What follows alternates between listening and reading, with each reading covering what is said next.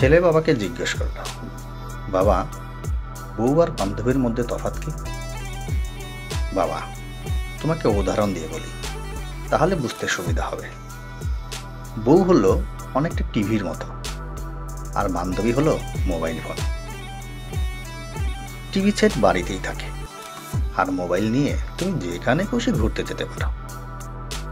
বাড়িতে থাকলে আমাদের চোখ টিভির দিকে যায়, কিন্তু মন টানে মোবাইলে। ফলে ঘরে কি বাইরে, মোবাইল হয় মনের সঙ্গে।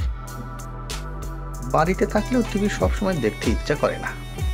খেলা, খবর বা বিশেষ কোনো অনুষ্ঠানে আমরা টিভিতে দেখি, কিন্তু মোবাইলে তুমি সারাদিন যেখানে খুশি, যখন খুশি, যা খুশি তাই দেখতে পারো। টিভি একবার খরচা করে কিনে আনো, তারপর সারা জীবন খুব কম খরচে দেখতে পারো। কিন্তু মোবাইল সে তুলনায় ব্যয়বহুল। নানা সুবিধাযুক্ত স্মার্টফোন যেমন দামি, তেমনি প্রতি মাসে তার পেছনে রিচার্জের খরচ। না হলে তুমি মোবাইলের ভালো সার্ভিস পাবে না। চেহারায় টিভির সাইজ যেমন বড়, ওজনও বেশি, কিন্তু মোবাইল সে তুলনায় স্লিম, হালকা, দেখতেও সুন্দর, যেখানে খুশি হাতে নিয়ে যাওয়া যায়। টিভি চালাতে গেলে রিমোট চাই, আর মোবাইলের বুকে আঙ্গুল ঘষলে বা টিপাটিপি করলে তুমি কত কি দেখতে আর শুনতে পারবে। গোপন কিছু শুনতে চাইলে মোবাইলে ইয়ারফোন গুঁজে দাও, ব্যাস, তোমাদের কথা তোমরা ছাড়া কেউ শুনতে পাবে না। টিভিতে ভাইরাস থাকে না, মোবাইলে ভাইরাস থাকতে বা ঢুকতে পারে। মোবাইল হ্যাক হতে পারে, হাতছাড়াও হয়ে যেতে পারে। টিভি হ্যাকও হয় না, হাতছাড়াও হয় না।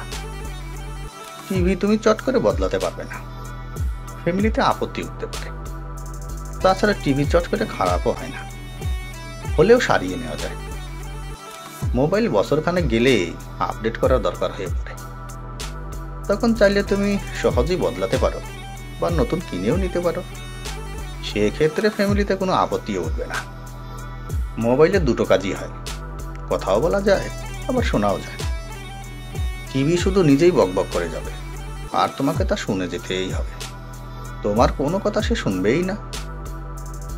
বান্ধবী পরে বউও হতে পারে, না হতে পারে, কিন্তু বউ চাইলেও পরে আর বান্ধবী হতে পারে না। বান্ধবীকে প্রায় সব কথাই বলা যায়, এমনকি বইয়ের কথা, কিন্তু বউকে সব কথা বলা যায় না, এমনকি বান্ধবীর কথা।